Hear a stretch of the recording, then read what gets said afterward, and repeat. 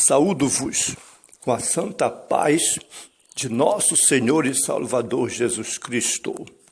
Lições da Bíblia com o pastor Sócrates Penafor Fadu, ex-aluno da Faculdade Teológica das Assembleias de Deus em Pindamonhangaba, São Paulo, secretário de Missões e professor da Escola Bíblica na Igreja Evangélica Assembleia de Deus Semiadap, na cidade de Tartarugalzinho, no estado do Amapá, na região norte da República Federativa do Brasil, sob os cuidados pastorais do reverendo Josias Dias Fonseca.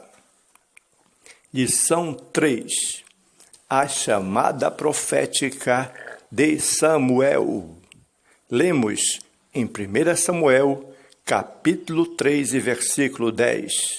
Então veio o Senhor e ali esteve, e chamou como das outras vezes: Samuel, Samuel. E disse Samuel: fala, porque o teu servo ouve.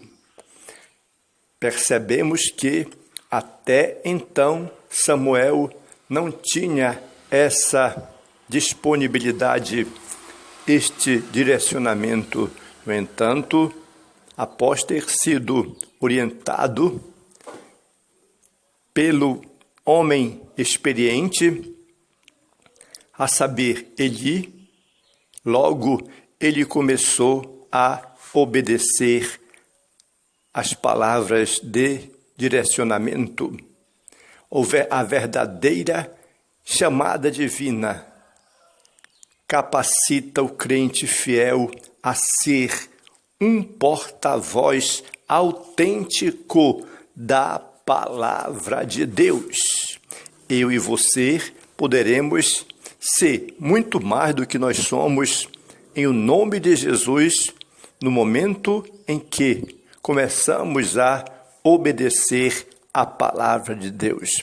Portanto, aqui veremos nesta lição que o ministério profético do Antigo Testamento não se caracterizava pela adivinhação, nem pela mera predição do futuro, mas tinha como principal objetivo levar a todos a ter um firme compromisso com Deus.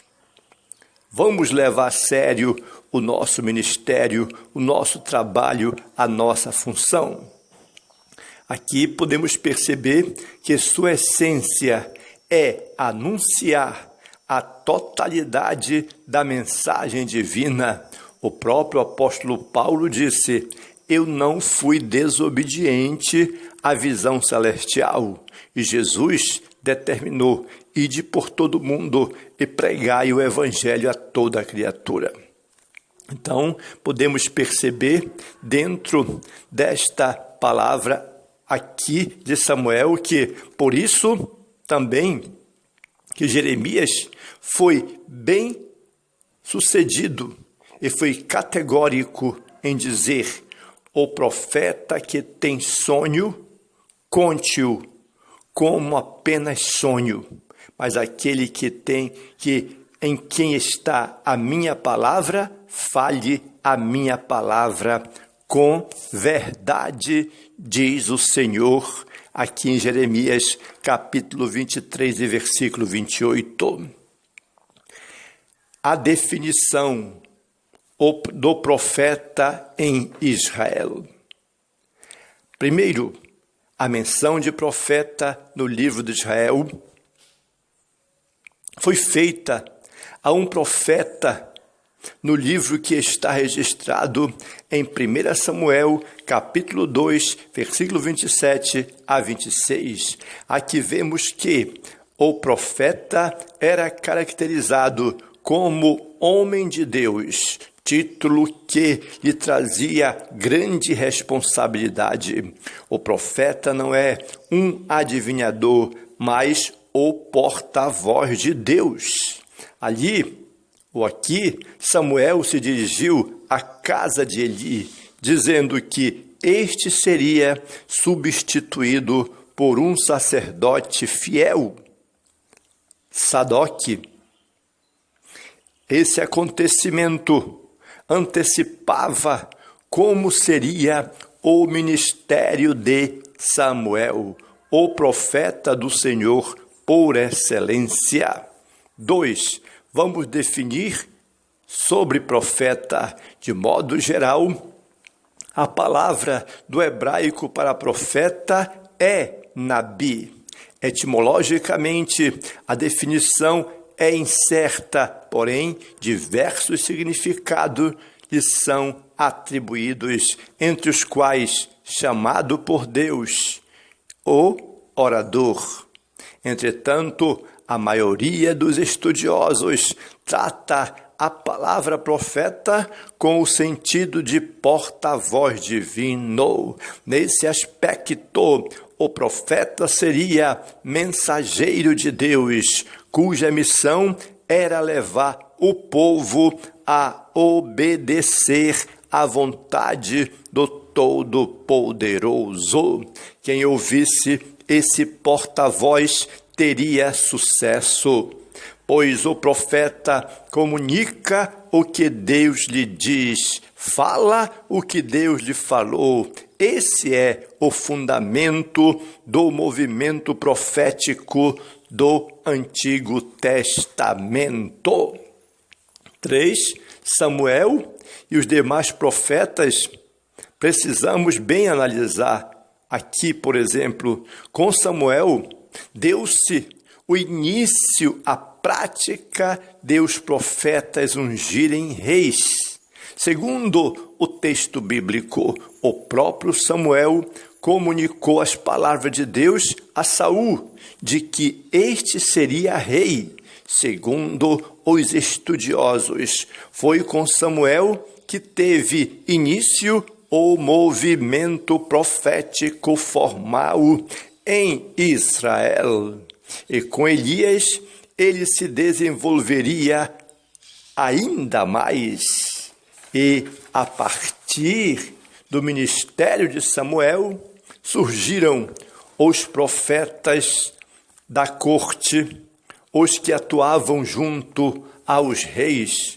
Alguns desses profetas não apenas aconselhavam os soberanos, mas também eram seus escrivãos. E, por exemplo, Samuel, Natã e Gade fizeram alguns registros reais na sua época. Logo, podemos perceber que o profeta é o que fala em nome do Senhor. Com Samuel, deu-se o início da prática de os profetas ungirem o rei. 2. O desenvolvimento do ministério de Samuel. Nesta parte da Bíblia, podemos perceber o crescimento profético de Samuel. Enquanto estava acontecendo algo na época, podemos perceber que se os filhos de sacerdote Eli praticavam pecados abomináveis, o jovem Samuel crescia com integridade diante de Deus e do povo.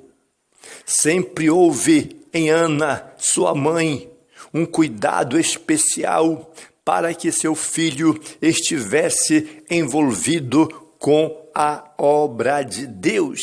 Que exemplo saudável! Ela orou por ele e o entregou aos cuidados de Eli. Este, observando a dedicação de Ana e seu comprometimento, orou por ela, rogando a Deus a bênção para a sua casa. É maravilhoso, amados, quando dedicamos a Deus o que temos de mais piedoso e de mais precioso, pois sua recompensa é indiscutível. Suas recompensas são certas para a nossa vida. 2. A formação profética de Samuel. Samuel passou por este treinamento. Percebemos aqui que Samuel aprendeu com Eli. Ele foi formado pelo velho sacerdote, assim como Paulo aprendeu aos pés do velho Gamaliel. E Timóteo aprendeu aos pés do velho Paulo. Deus chamou Samuel quando ele tinha cerca de 12 anos de idade, ou seja, a mesma faixa etária de Jesus quando foi levado a Jerusalém por seus pais. Assim, sob os cuidados de Eli, Samuel era forjado, era preparado por Deus para o ministério profético. Muitos hoje não querem mais aprender com os mais experientes, com os velhos, pois julgam-se importantes e desprezam o aprendizado aos pés de alguém que tem experiência. Paulo e Timóteo, por exemplo, orgulhavam-se de ter aprendido com seus mestres, mas além de disposição para aprender, precisamos de disposição para ouvir a voz de Deus. Isso só é possível por meio de uma vida de oração e busca fervorosa pelo Senhor. Deus quer falar conosco. Vamos ter paciência com Deus. 3. A disciplina de Samuel. Samuel foi um servo de Deus disciplinado. Ainda jovem, Samuel já se mostrava disciplinado ao ouvir uma voz que o chamava pelo nome, pensando que fosse a de Eli. Por 3 vezes dirigiu-se a ele com todo respeito e temor e perguntou: "O Senhor me chamou?" Essa postura apontava que ele era um homem certo para ouvir a palavra do Senhor. Por não ter uma experiência pessoal com Deus, ainda não sabia como responder ao chamado divino. Por isso, Eli o orientou. Desde então, Samuel passou a receber visões de Deus e orientações sobre sua palavra. Se, por exemplo, os nossos filhos servirem a Deus com a disposição de Samuel, educados pela sua família na presença do Pai, eles influenciarão de maneira impactante a sua geração. Logo, Samuel cresceu, desenvolveu-se e aprendeu do ponto de vista do ministério profético com Eli. 3.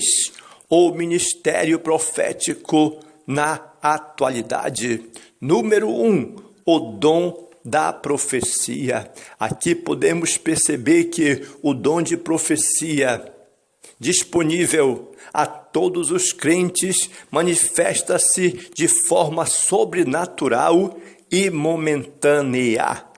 Encoraja, exorta e consola a igreja. Edifica de forma coletiva e individual o povo de Deus. O dom de profecia é uma dádiva de Deus à sua igreja.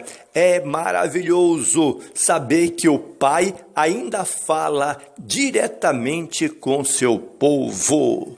2. O ministério de profeta no Novo Testamento.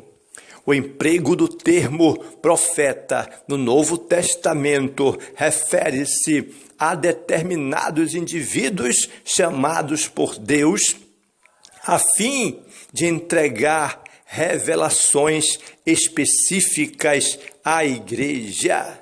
Suas mensagens eram proclamadas com autoridade sobrenatural e reconhecidamente divina.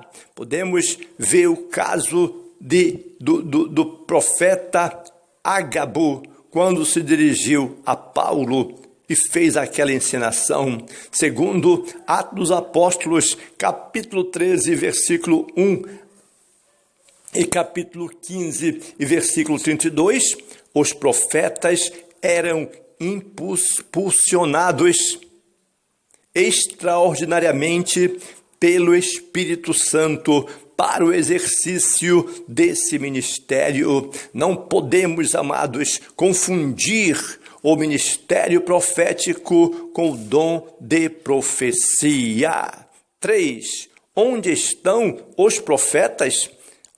Que pergunta fundamental. Onde estão os profetas? Tem algum profeta aí? Tem algum profeta por aqui? Tem algum profeta por ali? Você conhece algum profeta? Hoje, o Senhor continua a falar à sua igreja por meio do ministério profético. Ainda temos homens que, à semelhança de Ágabo, transmitem enunciados proféticos de maneira sobrenatural e extraordinária.